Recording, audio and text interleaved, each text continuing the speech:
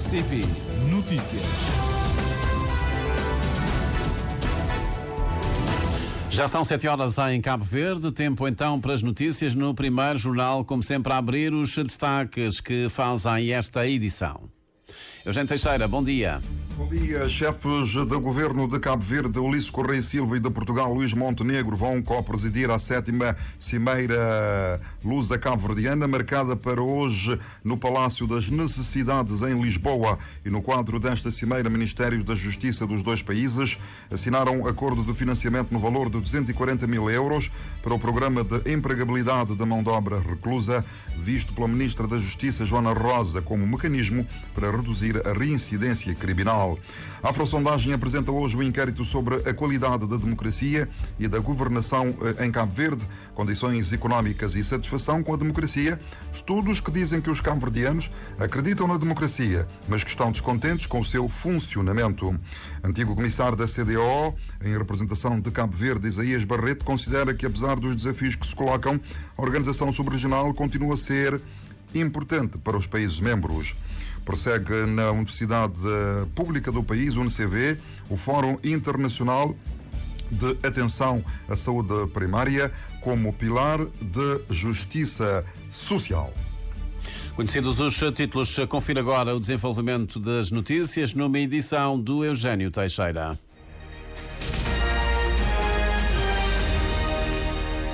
Seja então bem-vindo ao primeiro jornal nas antenas da Radiodifusão Cabo-Verdiana. Os chefes do governo de Cabo Verde, Ulisses Correia Silva, e de Portugal, vão co-presidir a 7ª Cimeira Lusa Cabo-Verdiana, marcada para hoje no Palácio das Necessidades, em Lisboa, Portugal.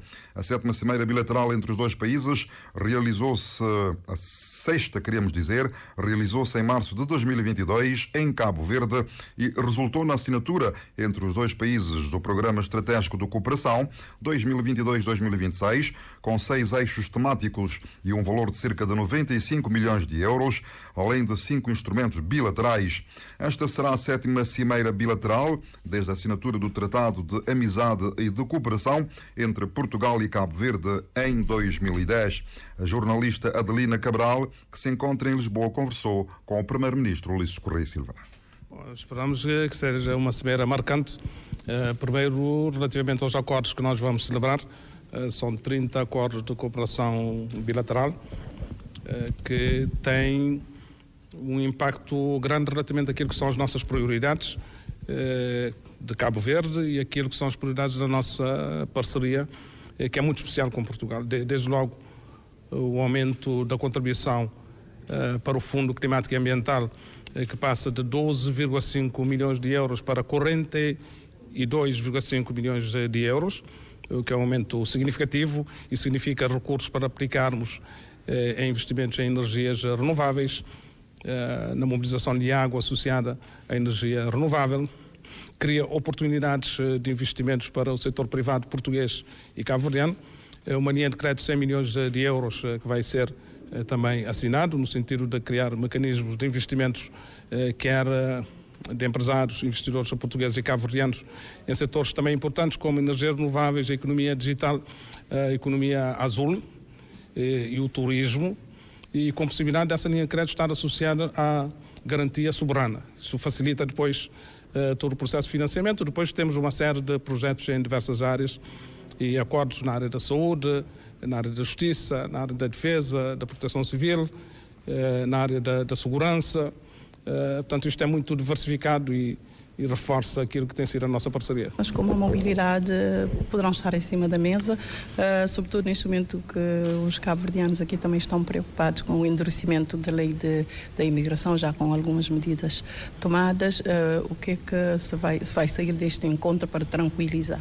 Temos um programa de mobilidade laboral que funciona e vamos ter um acordo de investimentos em criação de centros de excelência em formação profissional em Cabo Verde, com a participação de 4 milhões de euros do governo português. Mas eu quero dizer que aquilo que tem sido a apreensão que vem dos Estados Unidos não tem nada a ver com aquilo que é a realidade que existe aqui em Portugal. As nossas comunidades estão bem integradas, há relações com o governo português, mas com o povo português, que garante boa integração, boa inclusão dos nossos compatriotas. Primeiro-Ministro Ulisses Correia e Silva, então, aqui com a antevisão daquilo que vai ser a cimeira que ele e o seu homólogo português vão presidir. Hoje, entretanto, os Ministérios da Justiça de Portugal e de Cabo Verde assinaram um acordo de financiamento no valor de 240 mil euros para o programa de empregabilidade de mão de obra reclusa. A Ministra da Justiça, Joana Rosa, diz que o projeto visa reduzir a reincidência criminal. Jornalista Ailson Martins. O programa de empregabilidade de mão de obra reclusa será implementado nas 3 principais cadeias do país, conforme a Ministra da Justiça. O objetivo é promover a reintegração social dos reclusos por meio de ofertas formativas. Portugal já financiou, vamos assinar hoje, homologar o acordo, o contrato visando financiamento a este projeto de empregabilidade, que rondam os 240 mil euros. Este projeto visa reduzir a reincidência criminal, promover, eu diria, a reintegração social bem-sucedida dos reclusos através da criação e implementação de ofertas formativas. Vamos ter várias formações, eu diria formação profissional, mas também projetos concretos que estarão a ser executados dentro das 3 principais cadeias do país. A empregabilidade de mão de obra reclusa, segundo Joana Rosa, incluirá formações nas áreas de cabedal e pinturas, ou seja, atividades ligadas às indústrias criativas nas cadeias. Temos o projeto de padaria, de panificação, pastelaria, vamos ter vários outros projetos de formação, e isso terá impacto direto na vida, eu diria, dos estabelecimentos prisionais, mas também no aliviar daquilo que é o próprio Orçamento do Estado em matéria de despesas anuais que são feitas com a manutenção das cadeias. Isso vai nos ajudar, e de que maneira, a combater, como eu disse, aquilo que é a reincidência criminal e preparar o recluso para a vida fora, já com uma formação, mas também com kits e com uma orientação para pós-cumprimento de pena. No âmbito da cooperação, Joana Rosa destacou que o Ministério da Justiça conta com o apoio e assistência técnica de Portugal para a implementação do Centro de Estudos Jurídicos e Judiciários em Cabo Verde. O antigo comissário da CDO, em representação de Cabo Verde, Isaías Barreto, considera que, apesar dos desafios que se colocam, a organização é útil para os países da sub-região. Na opinião de Barreto, Cabo Verde deve reforçar a sua participação, ter uma presença mais ativa, para defender as suas posições e poder colher mais e melhores frutos com a integração. Relativamente ao estudo sobre a qualidade da democracia e da governação, o 10º da rede Afrobarómetro, neste momento. Não é este som, já voltaremos a este som que dá conta da apresentação dos estudos da Afrosondagem. Já voltaremos a esta peça. Vamos sim ouvir o Isaías Barreto, ele que foi comissário na CDO em representação de Cabo Verde. Estamos a falar de uma organização regional criada há já várias décadas, mas sobretudo de uma organização que promove a integração regional na África Ocidental, que promove o desenvolvimento económico na África Ocidental e que promove a defesa dos interesses comuns dos Estados da África Ocidental, nomeadamente dos interesses económicos. Estamos a falar de uma organização importante para o desenvolvimento dos países da África Ocidental, do ponto de vista económico, do ponto de vista da boa governança e do ponto de vista das relações entre os países, entre os povos. Eu acho que a CDO tem um peso importante. Contudo, cabe aos cabo-verdianos tirar o melhor proveito da sua pertença à CDO. Do meu ponto de vista, enquanto cidadão cabo-verdiano, eu diria é que nós precisamos de melhor aproveitar a nossa pertença à comunidade económica dos Estados da África Ocidental. Existem muitas potencialidades, mas cabe-nos a nós desenvolver políticas e cabe-nos a nós também, cidadãos, de ser proativos e avançar com ideias e com projetos concretos. Ultimamente, a CDO tem sido confrontada com alguns desafios, nomeadamente a saída de 3 países que são chefiados por juntas militares após golpes de Estado. Após golpes de Estado, dizíamos, casos do Mali, do Burkina Faso e do Níger, que decidiram criar a aliança de países do Sahel. Embora tenha havido essas tomadas de posições, que diz serem meramente políticas, Isaías Barreto reafirma a importância da organização subregional para o desenvolvimento socioeconómico dos países.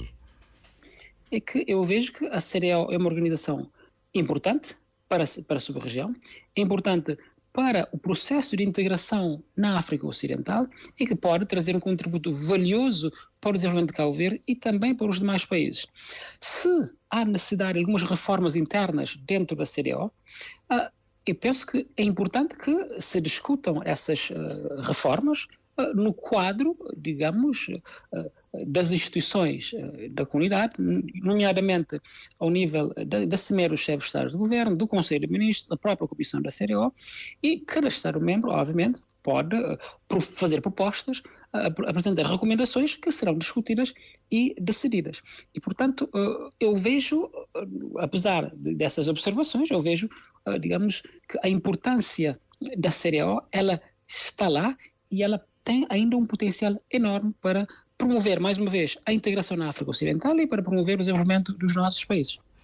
Ponto de vista de Isaías Barreto, antigo comissário da CDAO, em representação de Cabo Verde. A Afrosondagem apresenta hoje o inquérito sobre a qualidade da democracia e da governação em Cabo Verde, condições económicas e satisfação com a democracia. Segundo o diretor-geral da estrutura que realizou o estudo, José Semedo, os cabo-verdianos continuam a acreditar na democracia, mas mostram-se descontentes com o seu funcionamento. Relativamente ao estudo sobre a qualidade da democracia e da governação, o 10º da rede Afrobarómetro, neste momento iremos apresentar a temática relativamente às condições económicas e à satisfação com a democracia, e os resultados indicam que as expectativas dos cabo-verdianos em relação ao futuro económico, portanto, é cada vez menos risonho, e os cabo-verdianos ainda continuam democratas convictos, mas estão cada vez mais insatisfeitos com o funcionamento da democracia. Mais pormenores sobre o estudo, conforme José Semedo, logo mais a partir das 9h30 da manhã, numa cerimónia que acontece numa das unidades hoteleiras da cidade da Praia. De acordo com o programa, o diretor-geral da Afrosondagem fará a apresentação do estudo, seguindo-se o debate sobre as condições económicas com o economista António Batista e, por último, o debate relativo à satisfação com a democracia, a cargo do analista político António Ludgero Correia. Prossegue a Universidade de Cabo Verde o Fórum Internacional de Atenção Primária à Saúde com pilar da Justiça Social.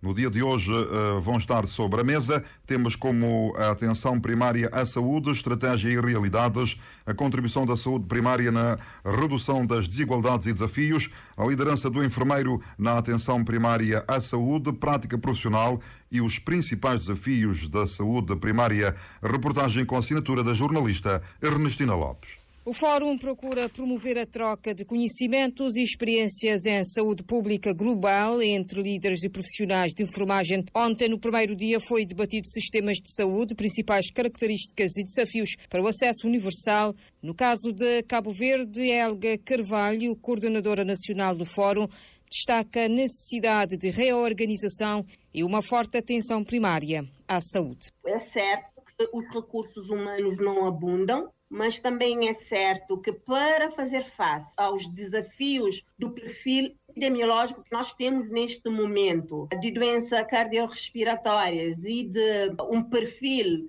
de jovens que nós temos, quer dizer, a nossa pirâmide ela é grossa na base e no meio, demonstrando que nós temos muitas crianças e muitos adolescentes. Então significa que em termos de estrutura e em termos de serviço, oferta e produto a ser ofertado à população, deveria estar mais descentralizado no sentido de ir à procura dessas pessoas que supostamente não estão doentes, porque afinal a saúde, nessa visão ampliada, não é nem estar doente. No entender de Helga Carvalho, isso demonstra a necessidade de melhoria da literacia das pessoas, mas também que é preciso mudar o paradigma dos profissionais de saúde. Porque nós vemos que ainda os próprios profissionais se orientam pelo vetor doença, em vez pelo vetor de saúde. Então, quando nós nos cingimos ao vetor doença, nós realmente focamos no tratamento das doenças, na visão dos sintomas, no alívio do sofrimento ao nível físico, não é? Como contribuir para a redução das desigualdades, melhorando a literacia das pessoas. Helga Carvalho considera que o enfermeiro tem sido a maior força e o recurso principal dentro de um serviço de saúde. A validação de que nos nossos países, particularmente os de média e baixa renda, 80% do déficit em recursos humanos tem a ver com os enfermeiros. Os enfermeiros é a maior força em termos dos recursos humanos dentro de um Serviço Nacional de Saúde. Ora, os enfermeiros atuam com a saúde, particularmente em termos de promoção de saúde. E isso significa que os enfermeiros precisam ter investimentos em formação continuada. Entre as atividades, destaca-se um simpósio que acontece esta quarta-feira sobre experiências na formação de recursos humanos de enfermagem na atenção primária de saúde. Fórum Internacional de Atenção Primária à Saúde como pilar da justiça social aberto ontem. Então, os trabalhos prosseguem hoje na Universidade de Cabo Verde, na cidade da Praia. Passam agora 16 minutos das 7 da manhã. Fim de linha nesta edição do primeiro jornal para esta terça-feira, hoje, dia 28 de janeiro de 2025. Eugênio Teixeira regressa, como sempre, à antena às 7h30 da manhã.